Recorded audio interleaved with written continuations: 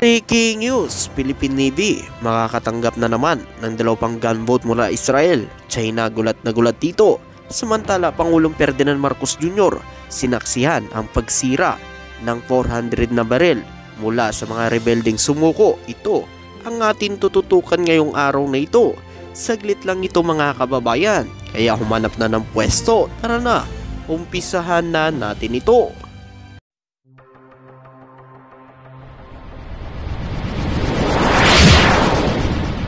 Pang Hilonggo, Please subscribe and like. and share. Ang Philippine Navy ay magkomisyon ng dalawang karagdagan gunboat na gawa sa Israel na dinisenyo para sa mount ng missile na parating na Marso. Ayon sa kanilang tagapagsalita, ang mga ito ay magagamit upang protektahan ang mga mahalagang choke point ng bansa. Ang mga gunboat na ito ay na-deliver sa Philippine Navy noong April 11, 2023 ng Israel Shipyard. Formal na binindigan umano noong Mayo 8, 2023. Ang mga ito ay formal na kinomisyon sa serbisyo ng Philippine Navy kamakailan lamang mga kababayan. At ayon pa nga umano sa nakalat nating impormasyon, layunin umano ng Philippine Navy sa pagkakaroon ng karagdagang missile gunboat ay upang palakasin ang kanilang kakayahan, pagdepensa at pangsiguridad. Ang mga gunboat na ito ay ginawa para sa mga misyon ng fast attack at interdiction. Ito rin ay makakatulong upang maprotektahan ang mga mahalagang choke point ng bansa. Bukod dito, ang mga gunboat na ito ay magpapalakas sa kakayahan ng Philippine Navy na magpatupad ng kanilang mga tungkulin sa pagpapanatili ng kapayapaan at seguridad sa karagatan ng bansa. Ayon pa nga umano sa nakalat nating impormasyon, ang mga missile gunboat na ito ay magiging mahalagang kasangkapan at pagprotekta sa mga choke point ng bansa. Ang mga choke point ay strategic na lokasyon sa mga karagatan kung saan mahalaga ang pagkontrol at kapagbabantay upang mapanatili ang ligtas ang mga ito. Sa pamamagitan ng pagkaroon ng mga missile gunboat na ito, ang Philippine Navy ay magkakaroon ng kakayahan magpataas ng antas sa depensa sa mga choke point at mga missile na nakakabit sa mga gunboat na ito. Magagamit upang hadlangan ng mga banta mula sa ibang puwersa, grupo na maaaring sumugod o maghasik ng kaguluhan sa mga strategic na lugar na ito. Ayon pa nga umano, makakatulong din umano ito sa pagpatrolya sa West Philippine Sea kung saan nagiging agresibo umano aksyon ng mga barko ng China at mga milisya nito sa pinagtataluang teritoryo sa West Philippine Sea, lalo na sa Baho de Masilok, saan nandoon palagi ang mga barkong pandigma ng China. Sa ngayon, ang sinasabi umano ng Philippine Coast Guard ay nananatili umano ang mga barkong pandigma ng China sa Baho de Masilok, kung saan umano sa mga teritoryo na pag-aari ng Pilipinas. Naangkin kasi ng China ang Baho de Masilok na kanila umano ito teritoryo. Subalit ito ay pag-aari umano ng Pilipinas, kaya walang karapatan ng China na angkinin ang Baho de Masilok. Ayon pa nga umano sa nakalat nating impormasyon, ang mga missile gunboat na ito ay magbibigay ng kakayahan magresponde agad sa mga potensyal na banta. Maaari ding bantayan ng mga choke point at mabilis na tumugon sa anumang paglabag o pagtatangka na ibang mga puwersa na lumapit o sumalakay sa mga ito.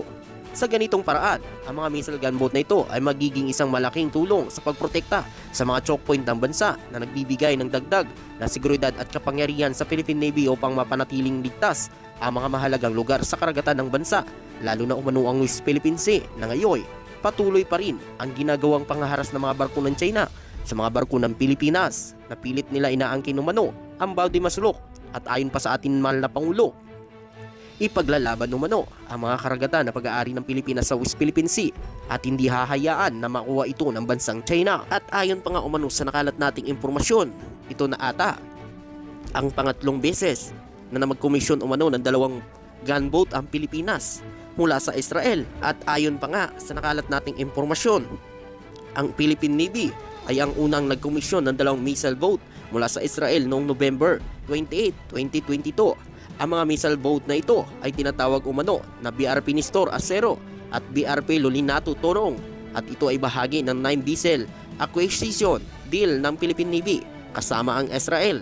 Ang mga missile gunboat na ito ay ginagamit upang protektahan ang mga halagang choke point ng bansa. Ang pangalawa umano na nakomisyon umano ng Philippine Navy ay ang gunboat mula Israel noong November 18, 2023. Ang mga gunboat na ito ay tinatawag na PG-906 at PG-907 na bahagi ng Acero class gunboat.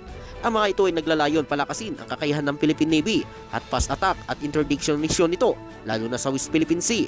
Napakalaking tulong po ito sa bansang Pilipinas, lalo na po sa ating Philippine Navy, para mapalakas umano ang mga kagamitan pandigma ng ating Philippine Navy at para maprotektahan ang ating mga choke point ng ating Pilipinas. Dahil sa ngayon, nagiging agresibo umano ang mga aksyon ng China at mga ibang bansa na mga kalapit na bansa ng Pilipinas sa West Philippine Sea o sa South China Sea. Dahil sa patuloy na pagtulong ng iba't ibang mga bansa sa Pilipinas, nakikita na ngayon na unti-unti na umano lumalakas ang depensa ng bansa. At ito pa nga mga kababayan, ang ating mahal na Pangulo, suportado pa ang modernization program ng Armed Forces of the Philippines at para mapalakas pa nga nito ang depensa ng ating bansa, lalo na ang ating presensya sa West Philippine Sea. Dahil sa ngayon, kinakaya na lang umano tayo ng bansang China at palagi na lang tayo binubuli umano ng mga barko nito. Kaya kailangan talaga magdagdag pa ng mga kagamitan ng bansang Pilipinas at ito ay patuloy ang suporta ng ating mahal na Pangulo. Sa iba pang mga balita, nito lamang March 2, 2024, nagkaroon ng malagang pagdalo si Pangulong Ferdinand Marcos Jr. sa Basilan. Sa kanyang pagdalaw sa sumisipsip sa Basilan, nagmarka ito ng isang mahalagang yugto para sa kapayapaan at kaunlaran sa lugar. Ang pagbisita umano ni Pangulong Ferdinand Marcos Jr. ay binigyan niya ng pagkilala ang mga pagsisikap ng militar at lokal na pamahalaan upang mapanatiling ligtas at payapa ang Basilan. Inihayag din ng Pangulo ang kanyang layunin na gawin sentro ng pagkain at produksyon ng isda ang Basilan na magbibigay ng tulong sa seguridad sa pagkain at pangmatagalan na kapayapaan ng bansa. Bukod pa dito, sa kanyang pagdalo, nasaksihan ng Pangulo ang pagkasira umano ng 400 na sumukong baril sa pamamagitan umano ng paggamit ng road roller. Ito umano ay bahagi ng pagsisikap upang maalis ang mga armas mula sa mga hindi autorisadong individual at grupo sa Basilan. Naging malagang pagdalaw na ito ni Pangulong Ferdinand Marcos Jr. sa Basilan upang itaguyod ang kapayapaan at kaunlaran sa seguridad sa lugar. Ayon pa nga umano sa nakalat nating impormasyon, ang Pangulong Ferdinand Marcos Jr. ay gumawa pa ng ilang hakbang upang mapanatili ang ligtas at payapa ang Basilan.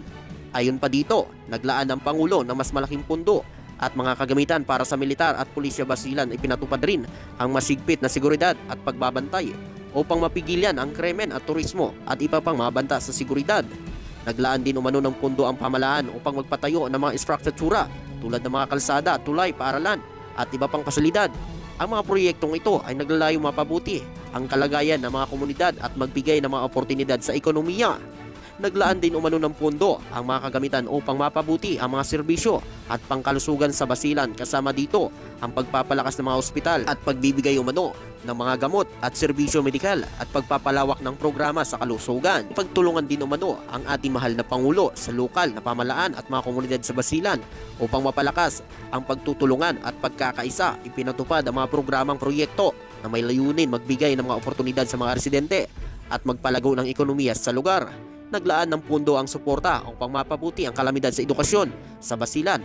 Ipinatupad ang programa na naglalayon mapalawak ang akses sa edukasyon at magbibigay ng dekalidad na mga paaralan para sa mga mag-aaral. Ang mga hakbang na ito ay bahagi umano ng pangkalahatang adhikain ng Pangulong Ferdinand Marcos Jr. na mapanatiling ligtas at payapa ang Basilan. Ikaw kababayan, ano ang masasabi mo at makukomento mo dito? Siyempre, hanggang dito na lang po. Maraming salamat po.